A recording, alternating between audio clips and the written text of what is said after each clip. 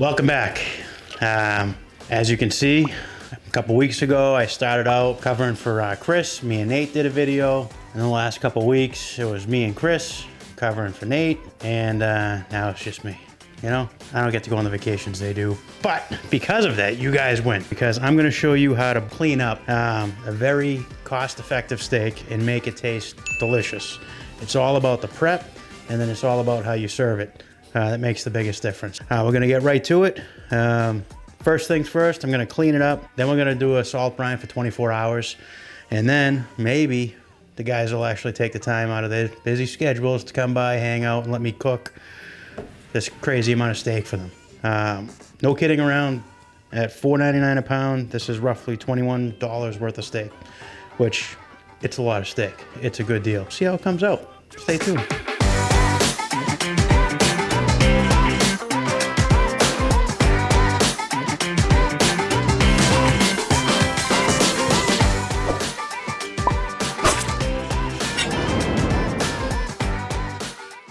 I really hate to admit it, but it's just not as much fun cooking by yourself, you know? Kind of that love-hate relationship with the other guys, but anyways, we're gonna keep them in our thoughts. So first things first, with London broil, it's not known to be a great cut. It's actually known to be kind of a rough cut, but it's got a great beef flavor. If you can see it, there's this piece of cartilage that runs right through the middle of it. It's also comes from the same cut as a pot roast. So I don't know if that's just my butcher that does that, because I know London broil isn't exactly a cut. It's more or less a way that they prepare it, but my butcher says it comes from the same cut as his pot roast. So just keep that in mind. But the first things first, you're going to find that piece of cartilage on both sides, and you're gonna try and put your knife through. I forgot to sharpen my knife, I'll have to do that. And then now you're just gonna ride it all the way to the end. And if you have a dog or another animal that likes beef, this is the way to go. So now we left that piece in there. You can kind of, as you run your knife along it, you can feel it. Sometimes you can cut through it, but the idea being that you just cut it right out. This silver skin or fat on the back, it's not good fat. It's just chewy and not a ton of flavor.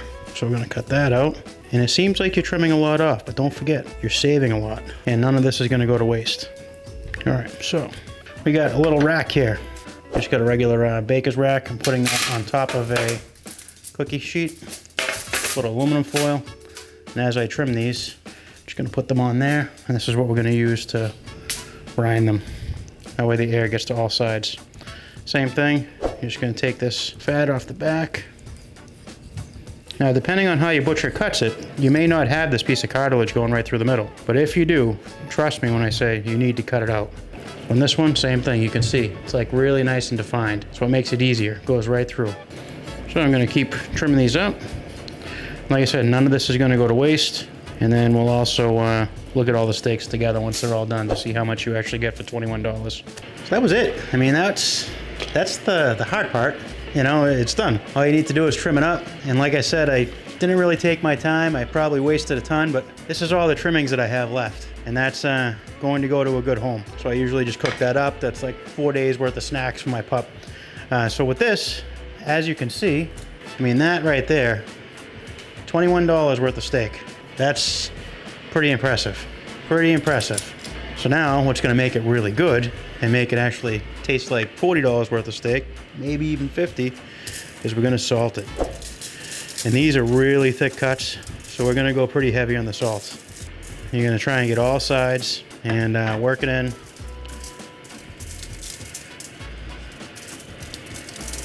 And believe it or not, even with all this salt, it doesn't really taste salty. Dissolve, some of it falls off. You want to definitely keep it on this tray with air going all around it, and you'll see that it'll change, get a little darker red, which is nice too to see come tomorrow when we take this out. I mean, look at the size of that. I mean, that's good stuff. I mean, you really can't beat the price. So we'll see what the guys think tomorrow though. If the flavor's what they want, if it's tender enough, if it's not too chewy. So this is just, this is it. We're just gonna go into the fridge with it, and we'll see you guys tomorrow. Don't forget to like, don't forget to subscribe, and we'll see you tomorrow. It's been 24 hours, and I found the guys. Good. Look at these bad boys. Oh, man. These things they look different. Nice deep red. And they look incredible. All right, let's check it out. Nice. We got 24-hour, dry-aged, dark burgundy, beautiful, not expensive. London broil, is that what it is? London broil. Nice. London broil. And that is $4.99 a pound, sometimes on sale for $3.99. So Nate's gonna use, what is I'm it? hitting this with some Killer Hogs all-purpose seasoning. Even though we salted those already, Yeah, the salted beef technique's awesome, but you got to season it afterwards too, because you're not going to taste it. This stuff, I usually do salt, pepper, onion salt, garlic salt. Yeah. That's all already in here, and I don't know. I mean, if I go to the market and buy that, it doesn't taste as good as this. So I don't know why. I don't know what they're doing. I'm just saying. It's a one-step too. It's a one-step. It's process. a one-step. It is a little pricey. I think they get like $13 or something for it. Right. But I'm moving this in the sink. I like to season in the sink when I can, just because then you don't have to wipe down the counter. And I'm gonna hit this heavy, real heavy, because those are thick pieces of beef. yes, they are. All right, so Chris, Potatoes. He's got some baby potatoes, a little bit of red bliss, and just baking potatoes. They're maybe baby. Yukon or whatnot. Yeah, we cut them in half. They're just a bag of baby potatoes, about 3 pounds. Do whatever you want. Pre-cook these just a little bit. We're gonna throw them in the microwave for about 3 minutes, just to get them started. So when we do throw them in the griddle, it should go pretty quickly. Sounds good. And then for the steak, what I hope to do is a brown butter mushroom sauce. So we got no salt butter. We got, what are these? Just white mushrooms. Mushrooms, yeah. White mushrooms. And then this is in the, I don't know if it's Korean aisle or, but at the market, these are little like baby mushrooms. They come in a prepackaged container. And I love them for salads. Wife loves them. I already tasted one. First time I ever had it. It was delicious. Yeah. It's very good. Yeah, so and they last a while too. So we're gonna cut that all up. You'll see how we put it together. But Mushroom gravy to go right over the steak. today, oh, we forgot your bacon. Oh, the bacon's got to come out. It's in the So freezer. we put the bacon in the freezer. So today's meal is going to be steak covered in mushroom brown butter sauce. Bacon. Always With better with bacon. loaded potatoes on the side. Nice and simple. Chris is the bacon guy. Every time we do bacon, he loves slicing it, whether it's in half or whether it's dicing. Well, it makes it easier to cook, that's for sure. Well, that looks like it definitely helped freezing it. Yeah, definitely. It does help. Otherwise, it just Otherwise, slides it's all all around. slimy. So we're just going to dice this up into like 1/4 inch chunks and then kind of just put it all together. It's actually not really going to take long. Potatoes are already out. Yeah, potatoes are done. I'll go have Nate fire up the griddle. What do you think? Yeah, Get ready to go? sounds good. We'll get to it. Yep. Good. Nice. Every time I cook bacon on the griddle, I get it on low, but I still put down a little bit of grease or a little bit of oil because it seems like the bacon always seems to stick before it starts to release. I'm guessing you're gonna get a comment about cooking bacon in grease. Yeah, maybe, but it just works and all the grease runs off anyways. We're just gonna start to render this down just a little bit. And then we're gonna put the potatoes right on top. It's amazing how quickly this thaws too. Yeah, it was pretty, wasn't as frozen as you think. All right. And that was about 45 minutes in the freezer. I think it's the perfect amount if you are going to dice it up. Potatoes right on top. Start making that beautiful magic happen. Actually, we're gonna leave the bacon on the bottom. That way the potatoes start to steam a little bit. And for this, we're probably gonna wait like another, I don't know, 5 minutes or so before we really start moving it around. And How cooked are the potatoes? I didn't poke one. they're about 25% done, if I were to give you a number, looking at them, because you can actually see the cook ring. Okay. So not fully cooked. Not by fully any cooked measure. by any means, no. Okay. And that way, hopefully, they won't get too mushy. Chris, time check. Yeah, about 3.5 minutes, 4 minutes. 3.5 minutes. Now we're just gonna kind of mix this all together. Get everything coated with that happy bacon goodness.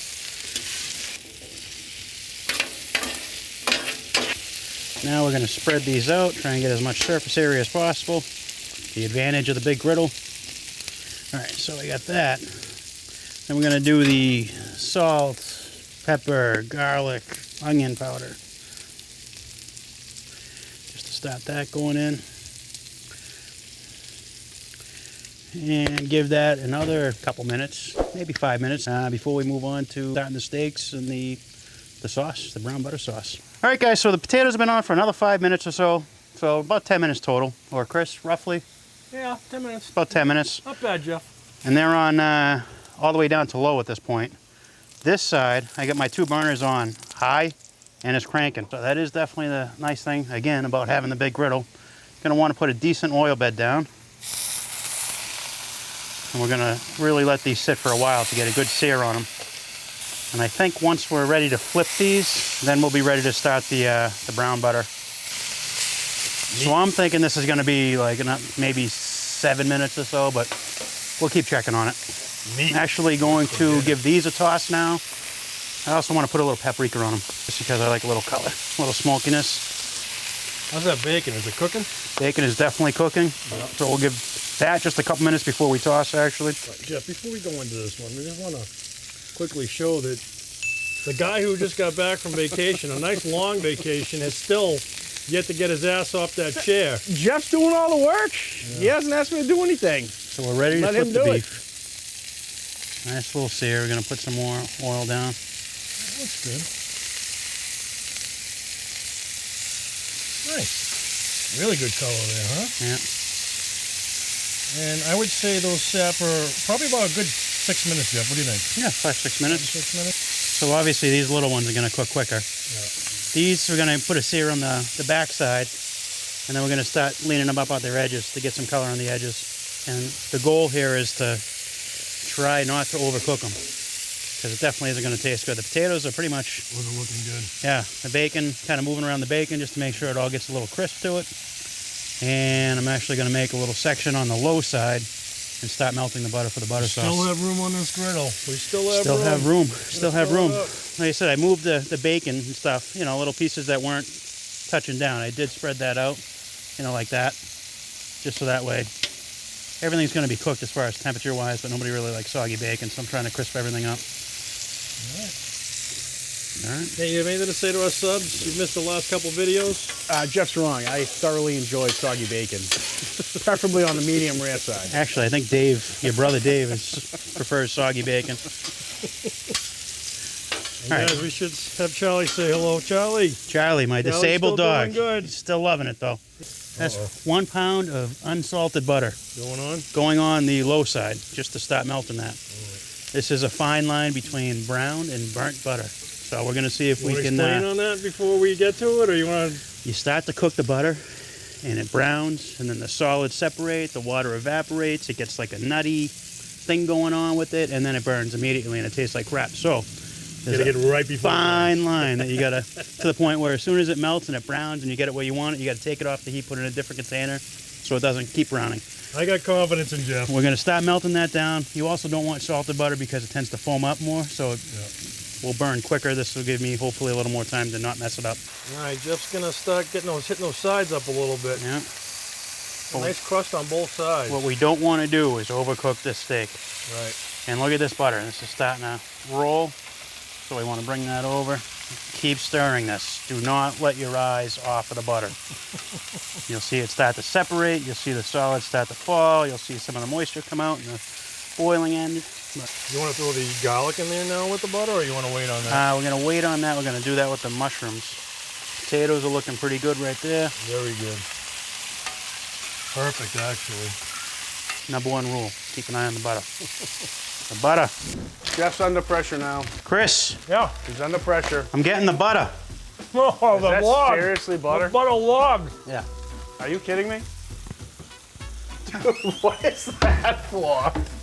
Well, you weren't here last week. That's how, you know, that's what happens when go away, me and Chris get pounds of butter. Did you make that or did you buy that and bought it? Yes, I made it. Where the hell did you find that? I was in my churn. I was churning it out in the basement. No, I mean, did you take like 10 sticks of butter and combine them? Got a little garlic. I'm gonna do that. Actually, I had it at the market. Really? So we're just gonna get that going. Your butter is starting to... Somebody's at Nate's house. Somebody's at my house. Yeah. So we got a little mushroom action in there. That's all right. It's all going in there anyways. I'm gonna move that over to here. I shut the heat off on this, so that way it's kind of dropping down, a little easier to maintain. Mix these bad boys up. The taters look really good. They're getting there. Perfect. As you can see, it kind of getting sear on all the different sides. Oh, that garlic smells awesome. Yeah, that smells delicious. And the butter. Yeah. So we'll spread that out. Get some color on the mushrooms. All right, so Jeff's been hard at work. I actually get out of my chair. A little disheartened about that. First time for everything. But he did pull the steak. They were anywhere between 126 and 128, 129. We're resting them. They're gonna get up to hopefully a nice medium rare, somewhere in the neighborhood of 131 to 135. This is kind of the tricky part. So he's browning the mushrooms. Got those going over here, but he's gotta get the butter to the right degree of brown. Without burning it. Without burning is the key. So we'll see if he can do it. I still got decent amount of heat. I'm taking the under. I think he's gonna burn it. We'll see. We'll see how it saying. goes. Take the time to clean up the griddle a little bit. I got a the way, little extra heat over here. If he does burn it and then runs inside and gets another pound of butter and starts over again, I'm gonna let you guys know. Nice. So steaks are off, mushrooms are done. We pulled the potatoes, we put those aside, and this butter is just looking beautiful. So all the solids have separated, it foamed up, and now they're starting to drop to the bottom and brown to little bits of goodness. And I think we only got a couple more, like another minute or two on this. And so that's been on the high burner probably what, 6-7 minutes? Yeah, I did slide it over, put the heat up just to start working this, and yeah, probably about 6-7 minutes. And I don't know if you mentioned it, but you started with a pound of butter? Pound of butter, yeah. Pound of salt, no salt butter. And obviously you can make as much or as little as you want. This is supposed to be really good for pasta too. Oh yeah? Yeah. I was thinking we haven't done this. Nice, I know what you're doing. Chris, get in the way. So anyways, look at that color though. Keep it on the heat, man. Just starting to turn brown. That's what we're looking for. And we got our dish ready to pull it off. And once it's there, mix the mushrooms, shake it. Get away from me. Come on. Get out of here. So, I could have put this on a little earlier, but I really wanted to focus on it to not mess it up. So, as you can see, it's starting to brown up, and all of the milk solids are turning like a toasty brown, and the smell is starting to get noticeable as far as the nice flavor. So I'm going to put all the mushrooms in at this point. Ooh, look at that. I wasn't expecting that to happen. Froth right up, huh? Yeah. So this is I just take it your butter was hot. yeah, a little bit apparently. So we're only This going is to like a pasta dish that's about to bubble over. Stick your finger in it. you know how tempting it is. I know. Do a taste test, Jeff. Take a spoonful and see how it tastes. All right, so I think we can call this done because that is all starting to. Because you is just that made beautiful. cotton candy. Yeah, it's simmering down. So now we're gonna pour this.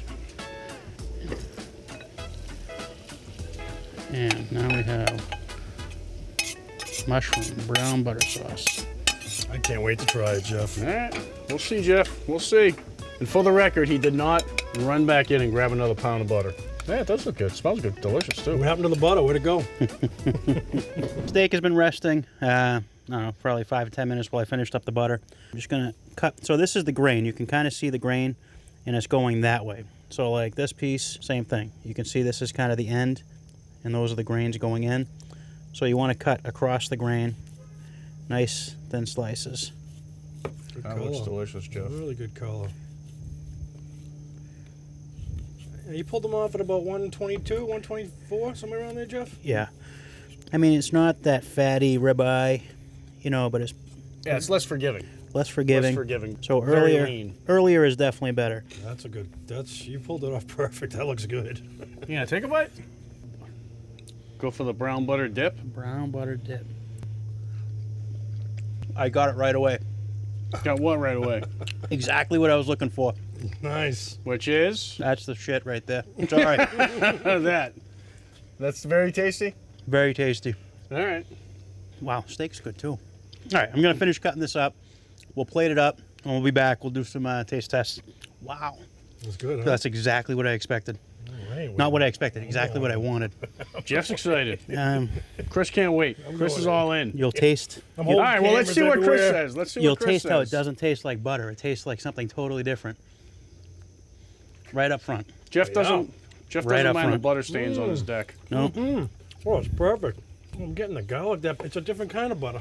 Yeah. Wow. Now I got to put the camera down and try it. Yeah. It's like when you get that lobster drawn butter. And no, That's exactly what it tastes you like. can't put that on the potatoes. I'll have to stop talking because Chris is still chewing. Can't stop. Final taste test. First of all, enormous amount of beef. Right? 21 bucks. First time in his life Jeff has ever heard that, but that's a lot of meat for 21 bucks. And that also fed Three-quarter four. of it's gone. Yeah. Yeah, that's after we fed Jeff's family. Yeah. So, butter sauce to me, Chris, outstanding. The butter mushroom sauce, like that's like crack. You can put that on a sneaker and it's gonna taste good. Do you notice the difference between the brown butter versus just butter? Yes. Like, do you pick up on the undertones, the nuttiness? It's a totally different flavor. It's a It little seems like- sweeter. Tastes sweeter. Yeah, definitely. Yeah, okay. And the potatoes came out outstanding, Jeff. And the garlic and the butter with the mushrooms is perfect. Yeah. Yeah, those potatoes are killer. Potatoes and the bacon, excellent. Jeff, this I swear to God, I don't know if I've said this before, this is the favorite meal that I've ever had you make. Cheap beef that tastes excellent. I'll take it. Really, really good. That salt brine makes a big difference. That salt comes right Salt through it. It's brine's a not winner. overbearing salt, just the right amount of salt.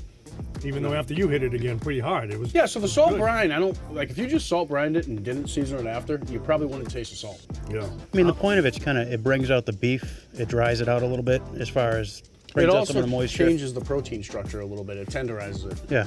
But winner chicken dinner all day. Delicious. Everything about it. Yeah. Beef is outstanding. Butter's outstanding. So we got the scorecard. Cook complexity. Well, you had the salt, to do the My vote's a 24. 4. Okay. It's simple, but you got to plan ahead. If it weren't for possibly browning the butter, I would be a 5 on that because this is pretty straightforward. Put salt on it, age it in the fridge, season it, and sear it till it's medium rare. Yeah. The potatoes weren't bad, microwave, right? Yeah. The, Yeah. only, the only questionable thing was you got to keep an eye on the butter. So I would be a 5, but Why don't we do a 3? Why? Because now you talked me into it. I'm going 5. I think it was. I think You're going the wrong way. No, I know, but I was thinking about having to keep an eye on the butter. But all right, we'll call it a 3. 4. We're right. gonna go 4. We're Overruled. All right, Overruled. 4 it is. So flavor, I'll give you guys a 5 on this one. 5 all day, every day. 5. If I could give it a 6, I would. Yep. Wow factor 5. for $4.99 a pound.